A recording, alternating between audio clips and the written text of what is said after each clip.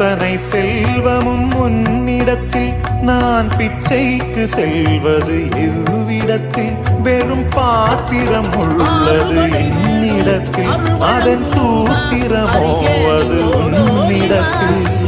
ஒரு முறையா இருமுறையா பல முறை பல பிறப்பெடுக்க வைத்தாய் புதுவினையா பழவினையா கணம் கணம் தினம் என்னை குடிக்க வைத்தாய் பொருளுக்கு அலைந்திடும் பொருளற்ற வாழ்க்கையில் துரத்துதே